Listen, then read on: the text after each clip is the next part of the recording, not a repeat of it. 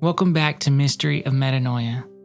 Today, I want to take a look at my own personal journey and let you guys in on how I came from a place of rigid dogma, doctrine, and fundamentalism to where I am now in this mystical, wonderful world of esotericism, where we take a look at the deeper meaning behind the written words.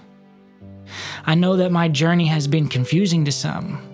I've lost a lot of friends in this process, and I've endured a lot of difficulties as I have come into this knowledge and the transformation that took place following that. So where I want to go first with this is back to the start. I started off in my journey of faith at 18 years old. Prior to that, I was an atheist. I didn't believe, and I was actually angry at God for a lot of the difficulties that I endured in my childhood and in my teenage years. But without going into too much detail, maybe I'll do that in another video, I had a radical conversion moment with God. I was in a very low place in my life, one of the lowest places I'd ever been, and felt like I was at the end of my rope. And I called out to God and I asked Him to reveal Himself to me if He was real, because I truly was ready to give up on life. And so He did. He revealed Himself to me in that moment. My entire psyche was transformed. And this is where I come up with this idea for this podcast is Mystery of Metanoia, because metanoia means a radical transformation of the heart and mind. And what took place within me in that moment was a radical change. Metanoia, that was my first experience with metanoia. Now, I didn't know anything in that moment. All I knew was that God was real and that He reached out and He touched me in my deepest recesses of my darkened heart. And He sparked a flame that is still burning 15 years later. After that initial conversion experience, my heart was overflowing with joy and zeal. I wanted to know God as much as I possibly could. And so I began to soak up as much information as I could. I began to investigate all of the world religions because at that time I hadn't decided on any of them. And I was curious. I had a hunch within me that God could be found within all of the religions. A hunch that was squashed out of me when I entered into the Christian church. My first time in the church, I was in a Bible study, and I was paying attention to how these people were talking about the Bible. I noticed that they were treating this Bible almost as if it was God. They had a relationship with the Bible in which it was the infallible Word of God, something that I had not heard of yet. But when I noticed that, I began to insert my own ideas about how we can't trust the Bible.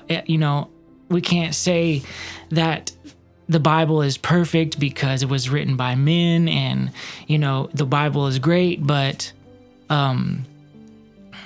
we can't just put everything, all of our faith into the Bible.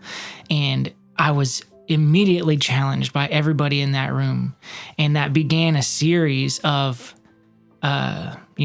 discipleship by them, where they began to use the things that they had been taught to get those ideas out of my head. And I remember the one that finally sealed the deal for me about the doctrine of inerrancy, or the Bible being perfect, was they told me that by me not believing that the Bible was the perfect Word of God was me saying that God wasn't strong enough to preserve His Word perfectly.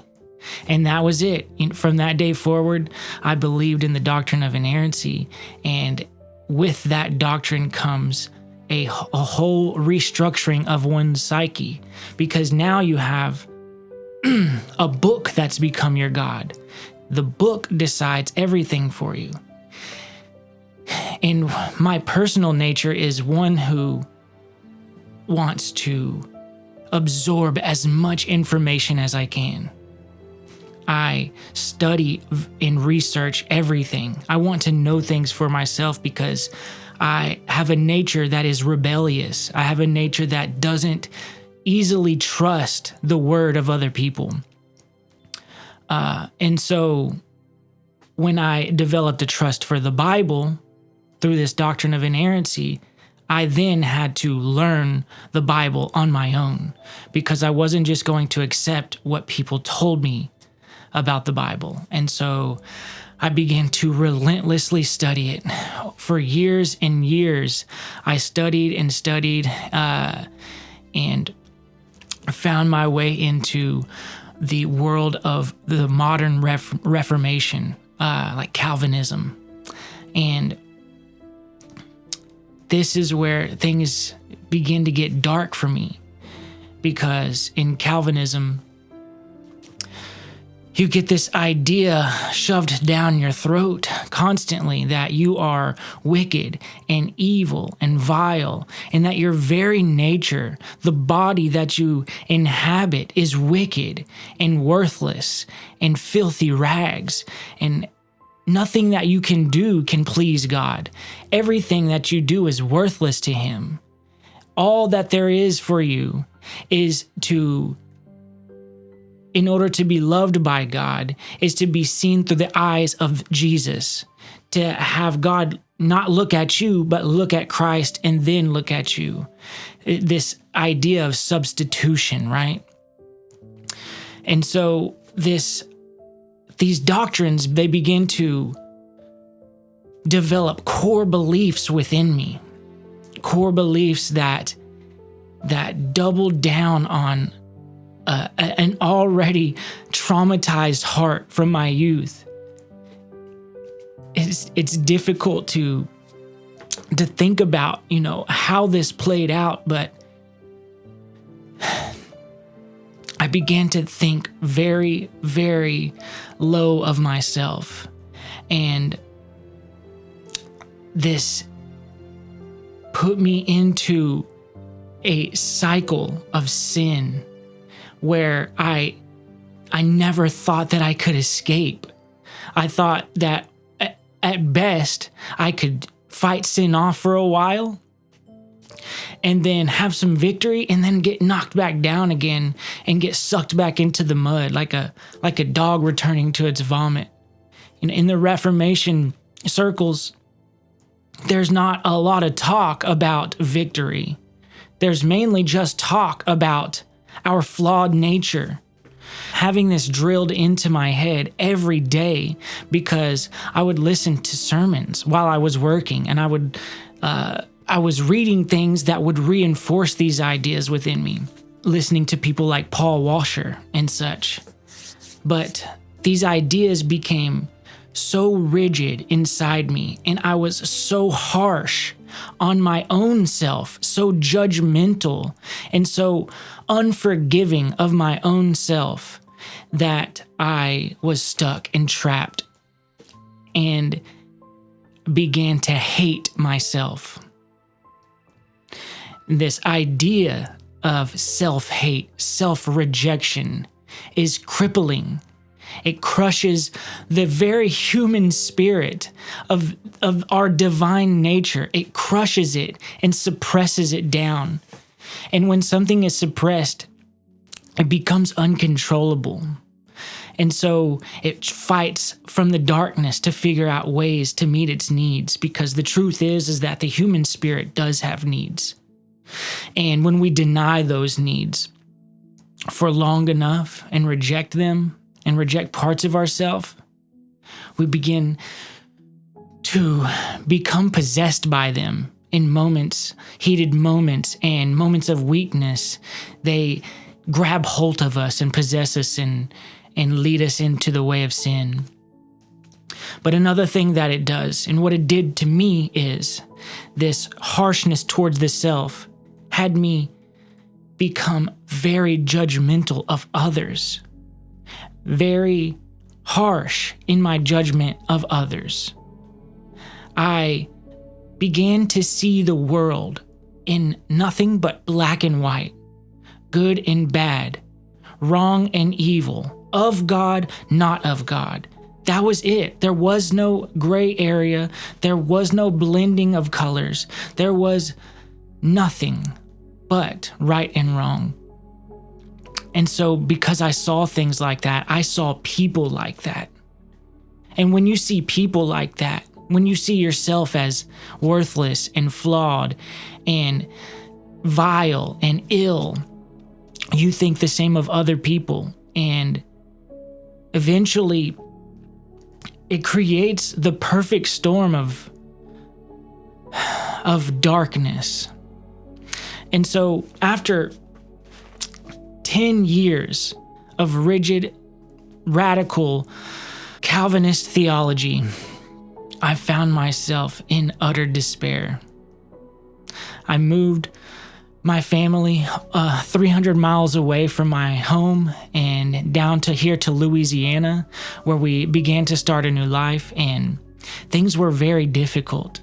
And I was trying so hard to maintain and hold everything together, but life was so heavy, and my core beliefs and my doctrines were like a giant weight on top of my soul, and I was being crushed. It all came to a point one night when I was suffering so much. I was obsessed with the end of the world and trying to interpret and understand the book of Revelation, because when you're in that psychological state of darkness, not only do you think of yourself in terms of darkness, but you think of the entire world in terms of darkness. And so the eschatology in the Reformation circles is primarily post-tribulation or pre-tribulation rapture. And so you're either expecting to be rescued or you're expecting to endure tribulation, and the end of the world is happening at any moment. And I had become, like I was obsessed with theology, I was obsessed with eschatology. And so I couldn't make sense of the book of Revelation, the end of the world. It felt like my world was ending. It felt like everything was crumbling down on top of me. And the pressure became so immense. I'll never forget this moment. I went into my studio, which was a garage at the time, and I just felt completely shattered within myself. I laid down on the cold concrete floor with my face down, and I just let it all out. Tears were flowing, so many emotions just roaring within me. I was broken. I was shattered. I was distraught. And I screamed out to God, why? Why can't I understand? Why are these promises in this book that I say I believe, why do I not see them being fulfilled in my life? Why is there this contradiction between these promises and this theology? It's not working. Something is off, and I don't know what it is. Right? And so I cried out to God in desperation and in contrition, and I said, please, God, I will forget everything I've ever learned. I give it all away. I empty myself of all this doctrine, all this theology, all this eschatology, all of my dogma. Take it from me. Burn it. Throw it far from me. Rid me of it. empty me of all that I've worked for to try to understand this life through the lens of this book. And in that moment of brokenness, reaching out for God, I experienced metanoia again. A radical shift took place within my psyche and my spirit. And I started to feel a sense of hope and freedom, something I hadn't felt in a very, very long time. And that, I think, was around 2018. And so from that moment on, I began a new journey with God. A journey where it wasn't the Bible that was leading me to truth. It was God's Spirit within me that would lead me. I began to trust Him and His Spirit over the book, over the preachers, over the theology and the doctrine and the dogma. And in that trust, in that faith, was absolute freedom. I didn't have to be afraid, and it was okay now that I didn't know, because I was leaning into Him for guidance, not the book and not the pastors and preachers and theologians. And so fast forward again to about the year 2020. I had become involved with a Torah observance movement where there's a heavy focus on obeying the commandments in the Bible, which I think obedience is beautiful and powerful. And it was through this obedience that I learned that I am capable of good things. It was through seeking obedience and then putting the effort in to be obedient that I found that my nature is not as wicked as I was taught.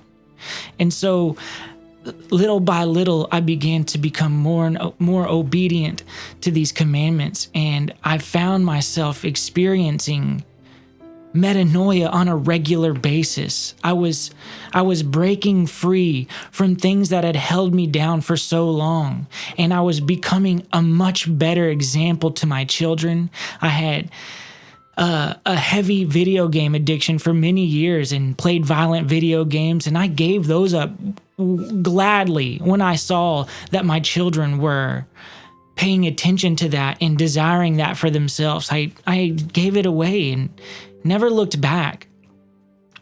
And so many things that were taking place within me, I was developing strength, inner strength, and that was challenging those old core beliefs about worthlessness and weakness. And so, as time progressed, I was still studying the Bible all the time, but I was also studying other books too, because now it wasn't just one book that was the source of knowledge for me. There was a whole plethora of the world's knowledge at my disposal now. And I remember studying the books that were not included in the modern canon of 66 books in the Bible. There's actually other canons I discovered, and many of them have around 80 books. And so one of the books that I was reading was a wisdom book called the Book of Sirach, or Ecclesiasticus. And I read this book from front to back probably 100 times. It's one of my favorite scriptural books of all time. And it challenged me in ways that I had never been challenged before.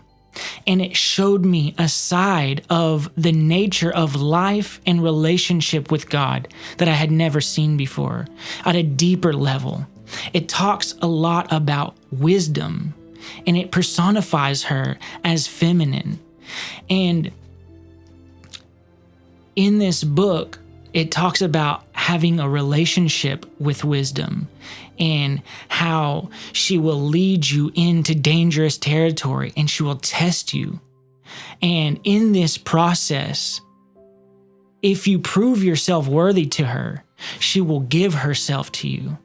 And when I saw this dynamic emerging from this book, it radicalized me.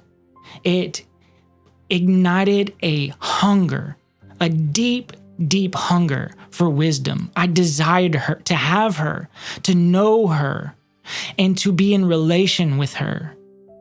Because obviously wisdom comes from God, right? But I began to see God as more than just God the Father. God is not a just masculine energy. God is beyond feminine and masculine. He is the wholeness of both of those, and beyond that even. God is truly ineffable. God is more than a being. Matter of fact, I don't think he is a being. I think he is being. And in him, we have our being. Like the Apostle Paul says, I think in the book of Acts, when he's quoting Greek philosophers, right? But I believe that there's so much more to God than we are taught in modern Christianity. And we are suffering because of this minimalist view that puts God in this neat little theological box, so that we can maneuver that and control that in our own lives and in our relationships with other people.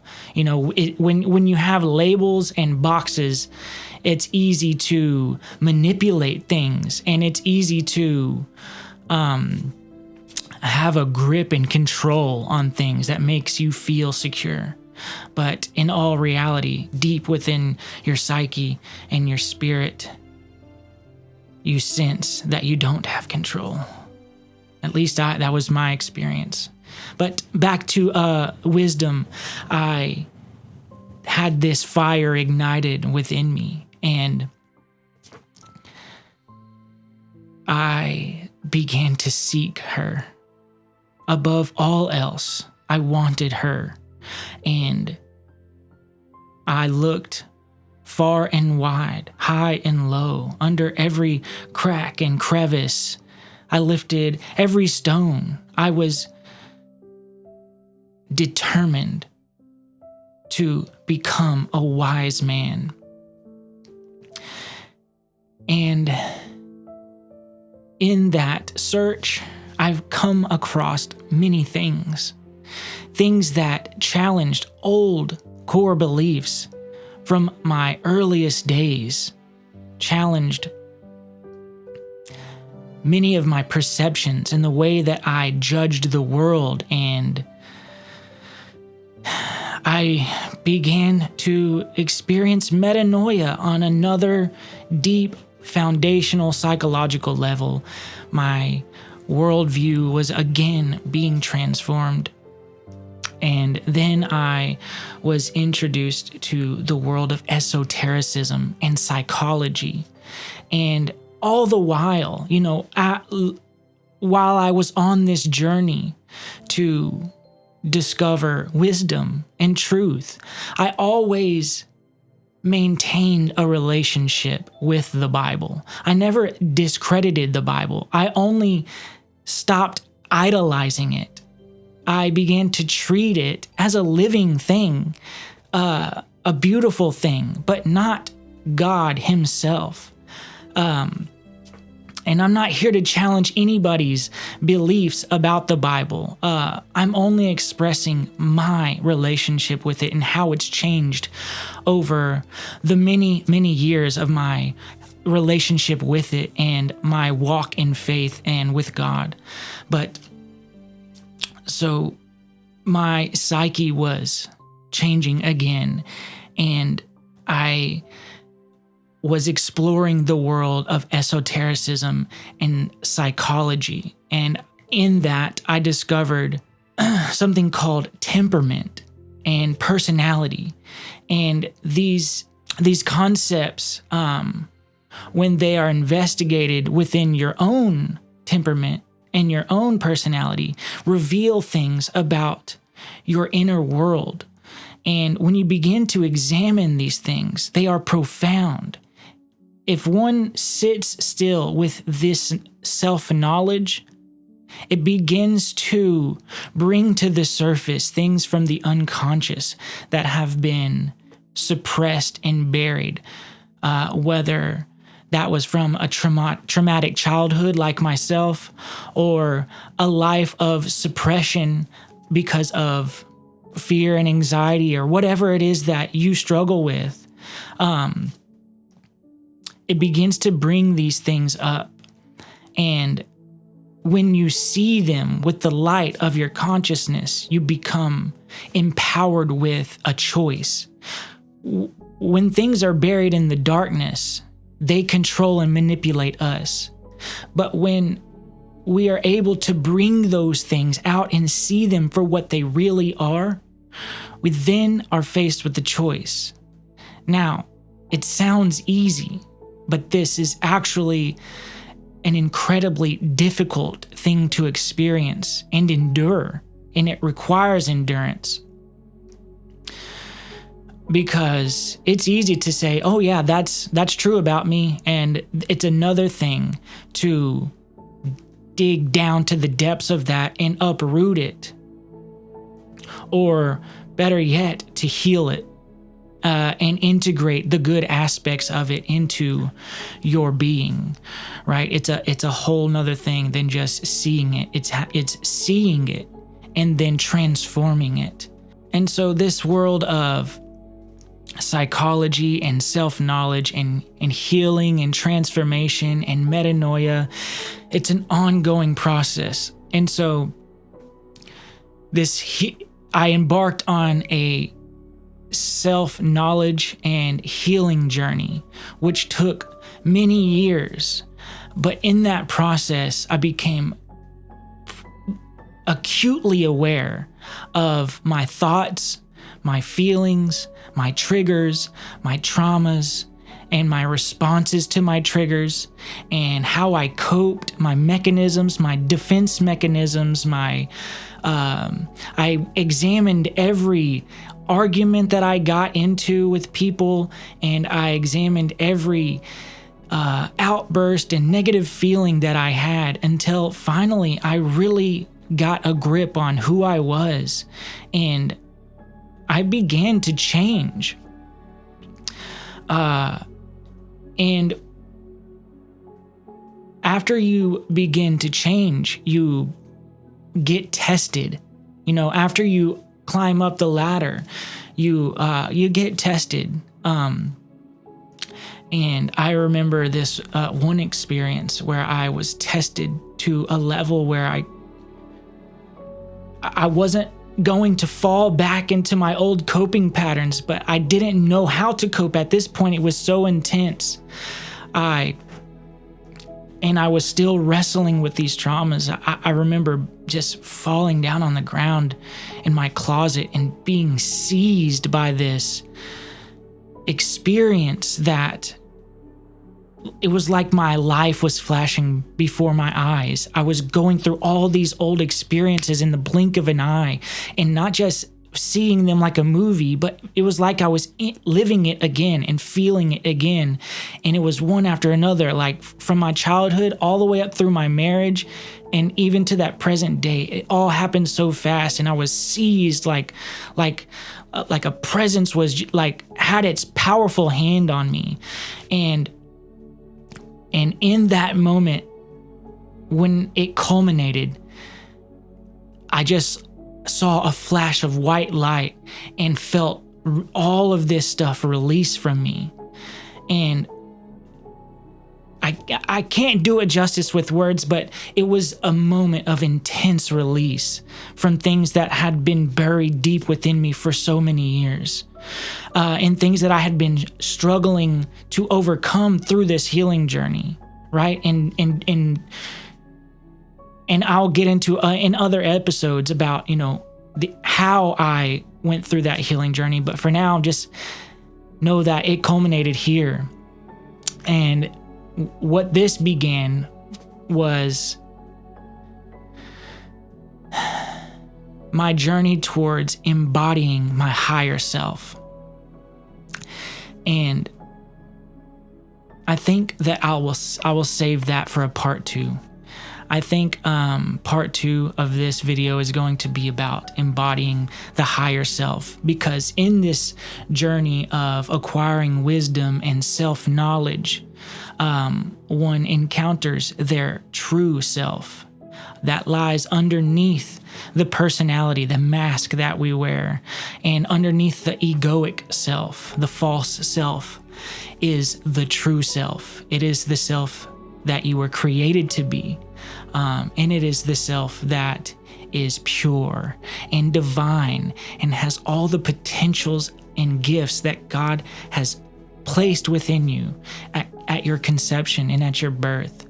And so my journey brought me into an encounter with my higher self, and that started the next phase, which we'll get into soon. So thank you guys so much for watching. If you made it to the end, I really appreciate you. I'm grateful for everybody who supports me and listens to my music. I have so much that I want to offer of myself in service to you. I hope that this testimony has blessed you in some way, or maybe it resonated with something you're going through now. And if that's the case, I pray that you will seek wisdom and self-knowledge and be patient with yourself. Give yourself time to heal. It takes time. It can take years. It took years for me. Love yourself. I'll see you next time.